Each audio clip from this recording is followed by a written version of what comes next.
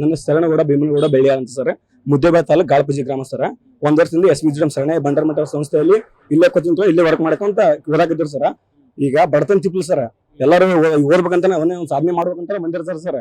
ಆರ 56,000 ನೇಮಕತೆ ಮಾಡ್ಕೊಂತ 2 ತಿಂಗಳಿಂದ ಏನು ನಡ್ಸಾಕತ್ತಾರಿ, ಅದ ನಿಜ ಮಾಡ್ಬೇಕ್ರಿ ಸರ್. 56,000 ನೇಮಕತೆ ಮಾಡಿದ್ರ ಮುಂದ್ ಹುಡುಗರಿಗೆ ಓದಕ್ ಅನುಕೂಲ ಆಗತ್ತೆ ಸರ್. ಅಂದ್ರ ಕಲ್ಪರ್ ಮಾಡತಾರ, ಇವ್ರು ಓದ್ತಾರ ಒಂದು ಹುಮ್ಮಸ್ ಬರ್ತದೆ ಸರ್.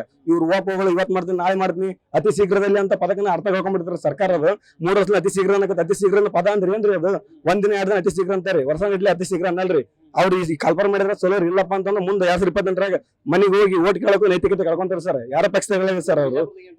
ಬಿಜಾಪುರದಾಗ ಒಂದ್ ಕಡೆ ಸ್ಟ್ರೈಕ್ ಐತಿ, ಧಾರವಾಡ ಐತಿ, ಕಲಬುರಗಿ, ಬೆಂಗಳೂರು ಎಲ್ಲ ಕಡೆ ಐತ್ರಿ. ಈ ಸಲ ಕಾಂಗ್ರೆಸ್ ಸರ್ ಇವತ್ತು ಸ್ಟ್ರೈಕ್ ಮಾಡತ್ತಿದ್ರು ಸರ್. ಬಿಸಿಲೈತ ನಾವು ಒಂದು ಸಿಲ್ಲಿ ರೀಸನ್ ಸಲುವಾಗಿ ಸ್ಟ್ರೈಕ್ ಮುಂದೆ ಗೊತ್ತಾರ್ರಿ. ರಾಜಕೀಯ ಪ್ರಜರಿಂದ 1 ದಿನ ಮಾಡ್ಬೋದು, 2 ದಿನ ಮಾಡ್ಬೋದು ಸರ್.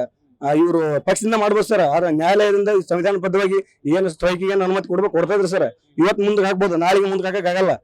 ಸ್ಟ್ರೈಕ್ ಹತ್ತಿಕೊಂಡ ಕೆಲಸ ಮಾಡೋದಕ್ಕಿಂತ ಕಲ್ಪರ್ ಮಾಡೋ ಕೆಲಸ ಮಾಡ್ಬೇಕ್ರಿ ಸರ್. ಇವತ್ತು ಈ ಶಬ್ದ ಏನ ಈಗ ಗೆದ್ದು ಬಂದಾರ ಅಂತೇಳಿ ಏನಿಲ್ಲ ಸರ್. ನನ್ನ ಸಮಸ್ಯೆಗಿಂತ ಎಲ್ಲ ಸಮಸ್ಯೆ ಒಂದೇ ರೀ. ಎಲ್ಲರೂ ಮಿಡಲ್ ಕ್ಲಾಸ್ ಜನ ಇರ್ತಾರ್ರಿ, ರೊಕ್ಕ ಸಮಸ್ಯೆ ಆಗಿರ್ರಿ, ರೂಮ್ ರೆಂಟಿಂದ ಆಗಿರ್ಬೋದು, ಎಲ್ಲ ಇದ್ದವ್ರು ಇರಲ್ರಿ. ಬಡ್ರ ಮಕ್ಳು ಓದ್ತಾರೆ, ಶ್ರೀಮಂತರ ಮಕ್ಳು ಯಾರು ಓದಕ್ ಬರಲ್ರಿ. ಏಜ್ ಈಗ 5 ವರ್ಷ ಡಿಸ್ಟೆನ್ಸ್ ಅವ್ರ ಏಜ್ ಲಿಮಿಟ್ ಕ್ರಾಸ್ ಆಗತ್ತ, ದಿನ ಕ್ರಾಸ್ ಆಗತ್ತವ್ರಿ. ಅದನ್ನ ಅರ್ಥ ಮಾಡ್ಕೋಬೇಕ್ರಿ ಸರ್. ಯಾಕೆ ಅವ್ರಿಗೆ ಅರ್ಥ ಮಾಡ್ಕೊ ಮನಸ್ಸಿದಿಲ್ರಿ. ಯಾಕೆ ತಮ್ಮ ಮಕ್ಳು ಓದಾಕತ್ತಿಲ್ರಿ, ದೊಡ್ಡ ಮಕ್ಳು ಓದ್ತಿರ್ತಾರೆ ಎಲ್ಲರೂ.